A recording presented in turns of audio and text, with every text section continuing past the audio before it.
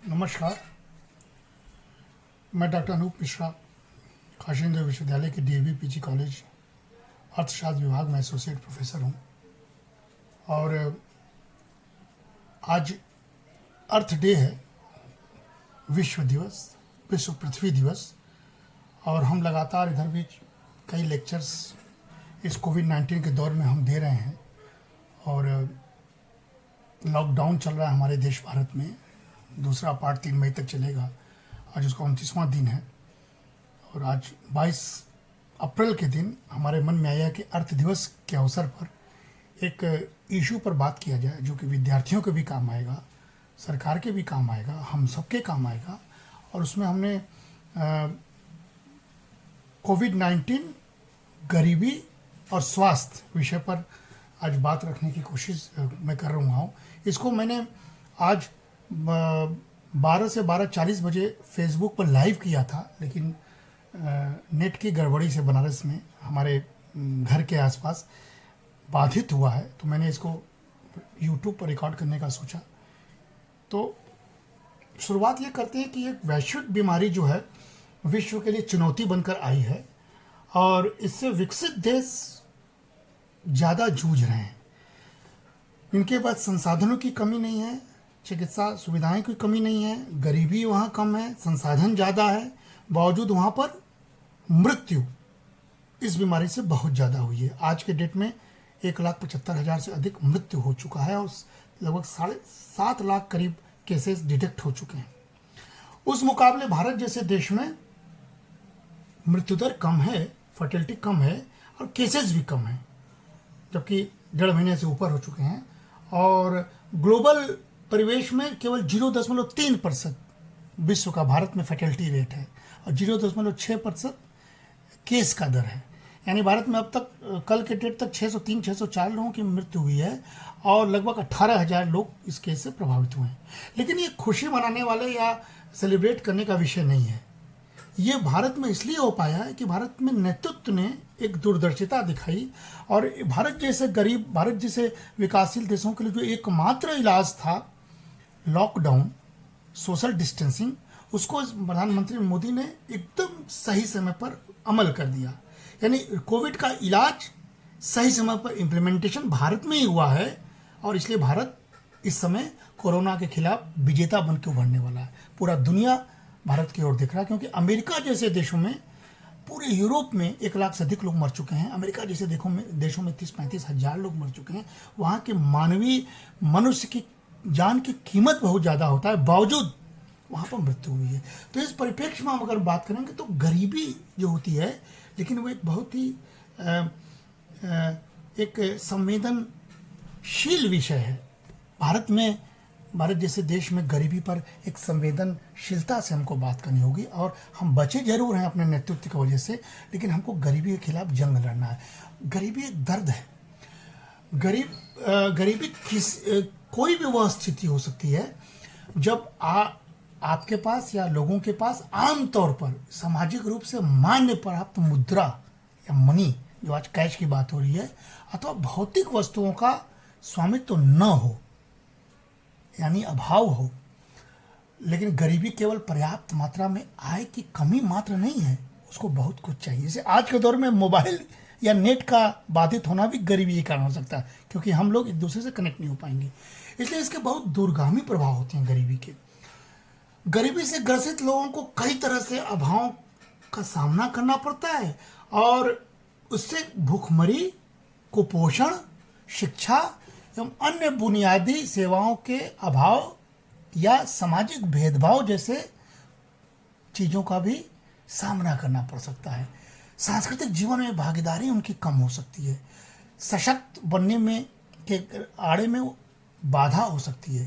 और इसका मूल कारण गरीबी का अगर खोजा जाए तो ये हर अर्थशास्त्री जानना भी चाहिए, नीतियों को भी जानना चाहिए, सरकार को भी जानना चाहिए कि बेरोजगारी इसकी मुख्य कारण है। क्योंकि गरीबों के लिए मजदूरी एक उपाय है जो उनके जीवन और सुख समृद्धि में सुधार ला सकता है।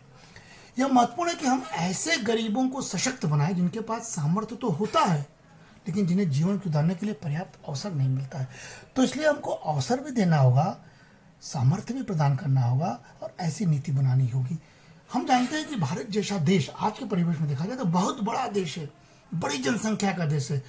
135 करोड़ लोग यहाँ पर रहते हैं और अभी भी कई राज्य, छत्तीसगढ़, बिहार, झारखंड, उड़ीसा, राजस्थान जैसे प्रदेश गरीब हैं, संसाधनों की कमी है। उत्तर प्रदेश में भी बड़ी जनसंख्या में लोग गरीब हैं और दूर दराज ग्रामीण इलाकों में लोग ज़्यादा अभाव में जी रहे हैं। संयुक्त राष्ट्र जो यूएनडीपी का कार्यक्रम है, जो उनका मल्टी डायमेंशनल पॉवर्टी इंडेक्स जो 2018 में अभी हुआ था, उसमें माना गया था कि भारत में 27 करोड़ से ज़्यादा लोग गरीबी से बाहर आ गए हैं। मतलब 18 में इंडेक्स था कि उससे बाहर निकल आए थे। और यह सिर्फ आय के आधार पर नहीं, बल्कि स्वास्थ्य की खराब स्थिति, कामकाज की खराब गुणवत्ता और हिंसा का खतरा जैसे संकेतों के आधार पर किया गया था। तो ये पुराना कोविड के पहले का जो दौर था वो वापस तो नहीं आ रहा है, फिर गरीबी के चक्र में तो नहीं पड़ रहे हैं। तो हम देखा जाए कि जो जो फ्यूचर डेवलपमेंट या कई सारे इंडेक्सों की बात हो रही है, तो पाया जा रहा है कि हर मिनट, कई रिपोर्ट्स हैं कि हर मिनट 24 भारतीय अत्यंत गरीबी की श्रेणी से बाहर निकलते जा रहे हैं। प्री कोविड की बात हो रही है ये, मतलब भारत काम कर रहा था गरीबों के लिए। मोदी सरकार बहुत ज़्यादा तेज़ी से काम किया था, जिससे हर मिनट 44 गरीब लोग गरीबी रेखा से नीचे ऊपर आ रहे थे, जो दुनिया में गरीबी घटने का सबसे तेज रफ्तार को इंगित कर रहा था। समझ लीजिए, कोविड के पहले की बात हो रही है। अब जो पिछले 5-6 सालों में जो केंद्र सरकार ने गरीबों के लिए जो योजनाएं बनाई थी, गरीबों को एम्पावर्ड करने के लिए, सशक्त करने के लिए, वो बड़ा कारगर सिद्ध हो रहा था। यानी ये सरकार जो है वो गरीबों को कैश न देके, अक्षम न बना के, अलहदी न बना के, एक उनको एम्पावर्ड कर रही थी। तमाम जनधन योजना, उज्ज्वला योजना, आवास, प्रधानमंत्री आवास योजना, विद्युतकरण योजना, जल से जुड़ाव की योजना, स्वच्छ भारत योजना, महिलाओं के लिए टॉयलेट की योजना, ये सारी योजनाएं जो है गरीबों को सशक्त करने की योजना थी, जिस पर राजनीतिक दल हंसते थे। वही योजनाएं आज कोविड के खिलाफ एक सशक्त हथियार बन के आया है। लेकिन दूसरा पहलू क्या है कि अभी भी ग्रामीण क्षेत्रों में गरीबी में कमी की दर धीमी है और शहरी क्षेत्रों के 13.7% के मुकाबले ग्रामीण भारत में लगभग 26% आबादी आज भी गरीब है।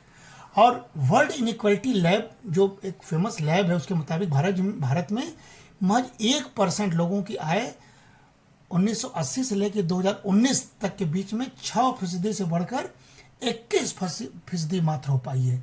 इस आधार पर कहा जा सकता है कि गरीबी कम होने के साथ साथ आर्थिक असमानता लेकिन बढ़ी है। इसलिए जो पिछले 600 वर्षों में भारत में गरीबों को कम करने की बात हुई है, वो एक बहुत ही उल्लेखनीय है। और महिला स्वयं समूहों के लिए बात हुई है, गरीबों के बैंक अकाउंट खोलने की बात हुई है, 38 करोड़ लोगों के बैंक अकाउंट नए खोले गए। ये तमाम योजनाएं आज काम आ रही हैं, जब सरकार को इस आपदा की स्थिति में गरीबों को सशक्त बनाने के लिए कुछ कैश ट्रांसफर करना पड़ा है। लेकिन कुल मिलाजुला के जो सामाजिक आर्थिक जाति गणना के आधार पर भारत ने जो उज्ज्वला योजना के तहत सबको गैस दी थी, इससे भी ग्रामीण महिलाएं अभी सशक्त बनी हुई हैं। सरकार उनको गैस पहुंचा रही है इस विपदा की अवस्था में, जिससे कुछ तो लाभ लोगों को पहुंच रहा है। लेकिन चुनौतियां क्या हैं? पिछले कुछ वर्षों में अपेक्षाकृत अधिक वित्तीय संसाधन उपलब्ध कराए गए हैं जरूर भारत की तरफ से, और महिला स्वयं सहायता समूह को बड़े पैमानों पर बैंकों द्वारा ऋण की सुविधा उपलब्ध कराई गई है। इन सब उपायों में आमदनी के साथ साथ रोजगार के अवसरों में भी बढ़ोतरी हुई है और आजीविका में विविधता आई है, जिसका विकास हुआ है। ये सारी चीज कोविड के पहले हो चुका है। इसके बावजूद अभी भी कई चुनौतियां मौजूद हैं जो गरीबी दूर करने के मार्ग में बाधा उत्पन्न करी हैं। तो आज के दौर में हम जानते हैं कि पूरा विश्व में जब हम 21 अप्रैल तक का डाटा देखते हैं तो कोरोना वायरस की वजह से भारत में मात्र 18,000 या 19,000 केसेस आए हैं, जिसमें कि 603 या 605 लोगों की मृत्यु हुई है। लेकिन पूरी दुनिया में 1,75,000 मौत हो चुकी है, 6.5 लाख लोग अफेक्टेड हो चुके हैं। भारत का शेयर बहुत कम है, लेकिन हमको ये इस चुनौती को स्वीकार करते हुए अपने स्वास्थ्य सेवाओं को और गरीबी निवारण की जो योजनाओं को कैसे तीव्रता लानी होगी, इस पर एक अच्छा अलार्मिंग सिचुएशन है, इस पर हमको पुनर्विचार करना चाहिए। कोरोना संकट के पहले 3.5 करोड़ लोग गरीबी रेखा से ऊपर उठने वाले थे। ऐसी स्थिति भारत ने कर दी थी और वर्ल्ड बैंक का भी मानना था कि पूर्वी एशिया में इस साल विकास की रफ्तार 2.1% रह सकती है, जो कि 2019 में 5.8% थी। और अनुमान यह भी है कि 1.8 करोड़ से अधिक संख्या में लोग गरीबी के दायरे से बाहर आ जाएंगे। कोविड के पहले की बात हो रही है। और कोरोना संकट से पहले वर्ल्ड बैंक का अनुमान था कि इस वर्ष विकास दर पर्याप्त रहेगी, 3.5 करोड़ लोग गरीबी रेखा से ऊपर उठ जाएंगे और बहुत तेजी से हम लोग गरीबी के विरुद्ध लड़ाई लड़ेंगे। लेकिन उल्टा हो गया। एक वायरस ने ये सारे सपनों को ध्वस्त कर दिया, वैश्विक सपनों को भी ध्वस्त किया। भारत इससे सबसे अधिक इम्पैक्ट हो रहा है, क्योंकि असंगठित क्षेत्र भारत में काम करने वाले अभी भी 40 करोड़ लोग भयंकर गरीबी के दुष्चक्र में फंस सकते हैं। ये कोरोना के बाद की स्थिति में बता रहा हूँ। और जो लॉकडाउन जितना बड़ा होगा उसका असर भी दिखने लगा है। नौकरियों को जाने का भी एक सिलसिला शुरू हो सकता है। चुनौती भारत सरकार को स्वीकारनी पड़ेगी। और जो आईएलओ ने कहा था, एक रिपोर्ट प्रस्तुत की थी, उसके हिसाब से भारत उन देशों में है जो कोरोना के मौजूदा संकट से निपटने के लिए इसके पास संसाधन कम है।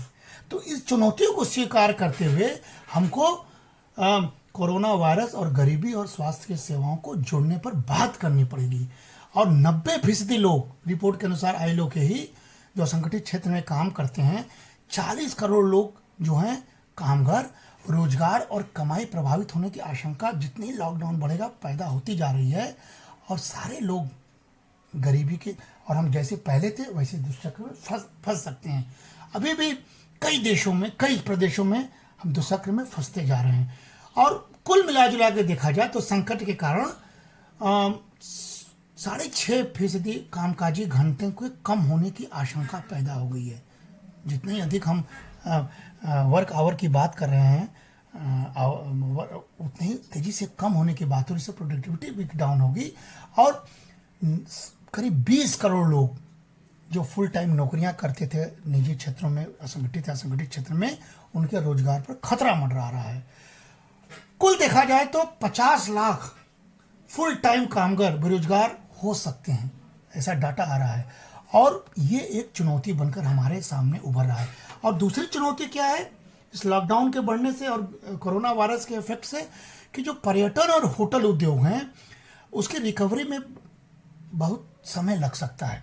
और अगर ज़्यादा लॉकडाउन बढ़ेगा, कोरोना वायरस का इम्पैक्ट, और हम लोग नहीं मानेंगे अगर इस लॉकडाउन को, तो 2 करोड़ नौकरियों के जाने का खतरा पैदा हो गया। और वो 2 करोड़ गरीबी के दुष्चक्र में फंस सकते हैं। राष्ट्रीय सैंपल सर्वे जो हमारा एनएसएसओ है और जो पीरियोडिकल लेबर फोर्स जो हाल का है, उसके मुताबिक 14 करोड़ जो गैर कृषि रोजगार है उस पर तुरंत खतरा मंडरा रहा है इस समय वर्तमान के दौर में। और इसमें स्थायी कर्मचारी ही नहीं, दहाड़ी मजदूर भी शामिल हैं। और यही चिंता का विषय अर्थशास्त्र के रूप में हमारे सामने है।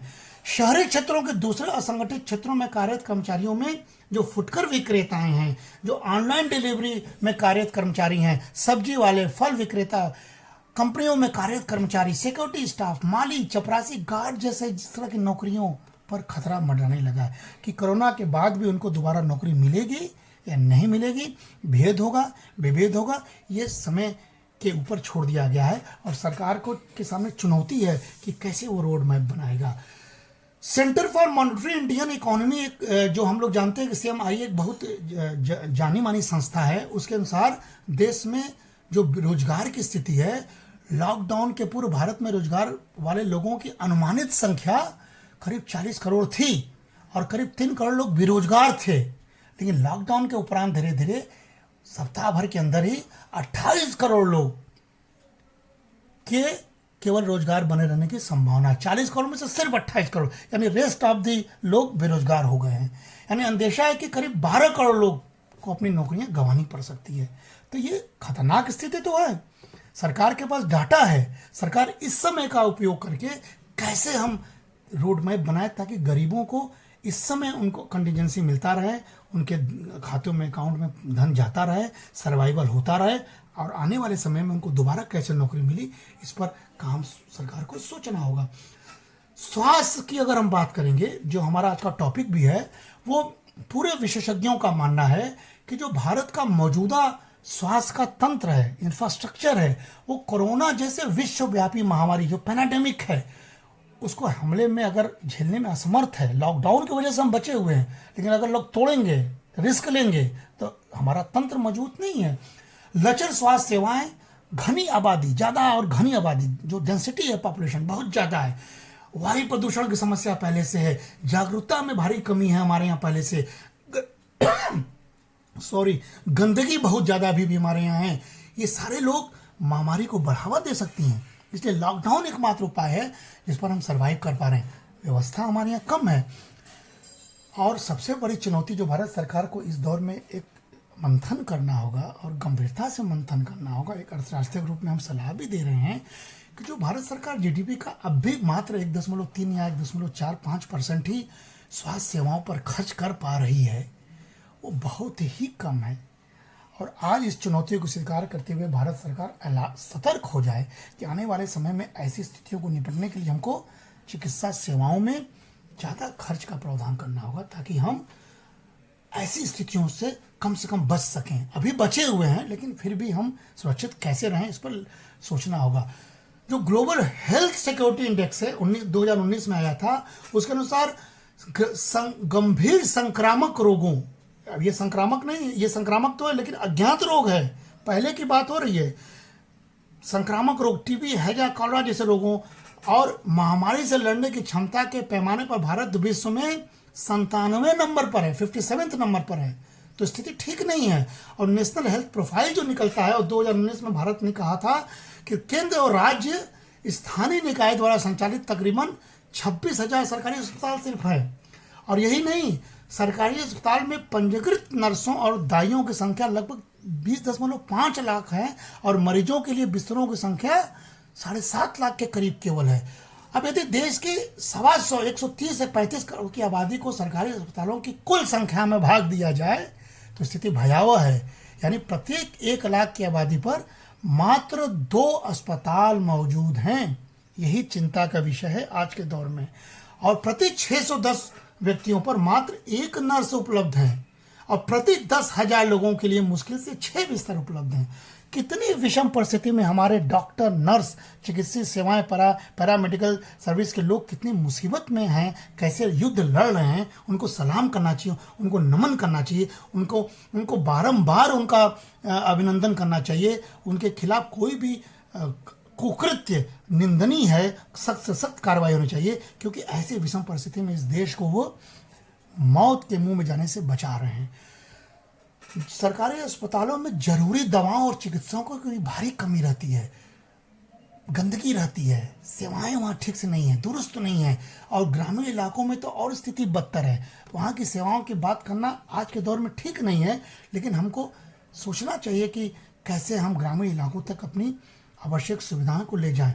और आज के दौर में भारत सरकार ने कोरोना जैसे गंभीर बीमारी के नमूनों की जांच के लिए 52 प्रयोगशालाएं बनाई हैं, जो कम हैं, और इसकी क्षमता में वृद्धि की आवश्यकता है। भारत में कोरोना वायरस का टीका इतनी जल्दी अभी नहीं बनने वाला है, विश्व पर आश्रित होगा, 1.5 से 2 साल लगेगा। और अभी भी केवल 1 लाख आईसीयू बेड हैं, जो कि हमको डाटा मिला है। अब डाटा अथेंटिक है कि नहीं ये आप लोग चेक कीजिएगा। और केवल 40,000 वेंटिलेटर हैं।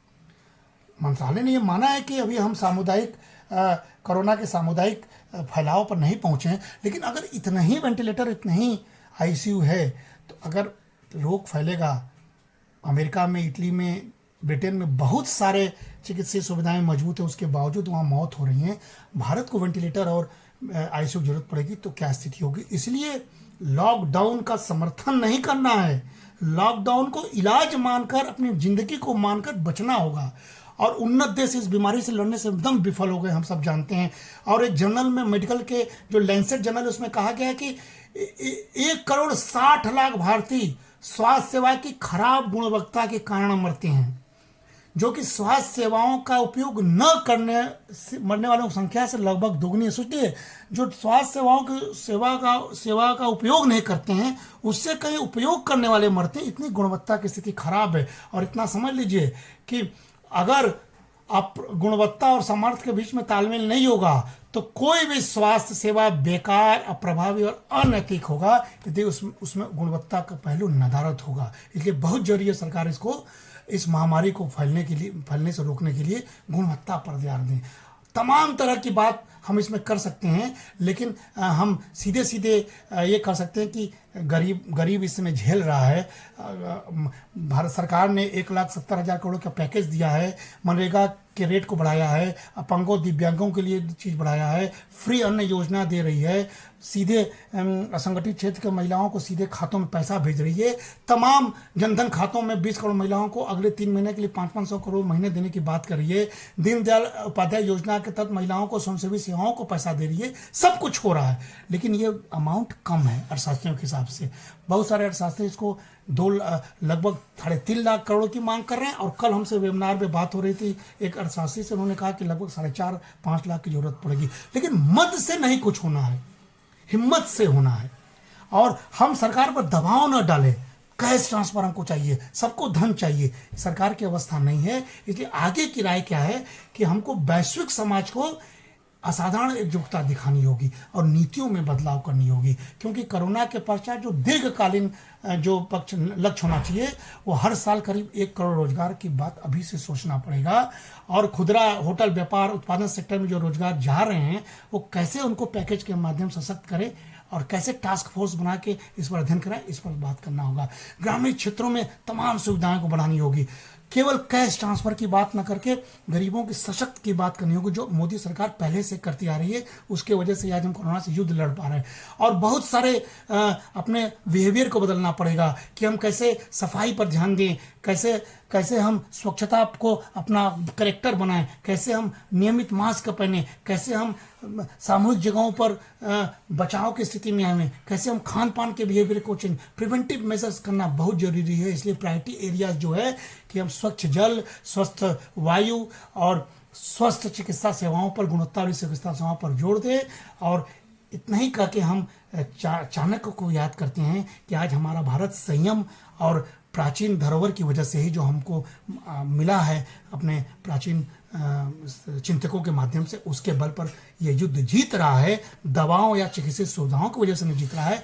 धन्यवाद है मोदी सरकार को, मोदी जी को, इन्होंने बहुत दूरदृष्टि वाला निर्णय लिया है और लॉकडाउन करके बहुतों की जान बचाई है। भारत का मृत्यु दर बहुत कम है। इसके मुकाबले हमको अब भी चेतना होगा और सामूहिक तौर पर संस्थाएं सबकी मदद कर रही है। ये भारत का चरित्र है, क्योंकि चाणक्य ने कहा था कि उद्योगो नास्ति दरिद्रम जपतो नास्ति पातकम मौने न कलहो नास्ति जागृत से च न भयम। उद्योग करते रहिए और विपदा की अवस्था में आलोचना मत कीजिए। और ये भी कहा था कि दारिद्र्य नाशनम दानम शीलम दुर्गति नाशनम अज्ञान नाशनम प्रज्ञा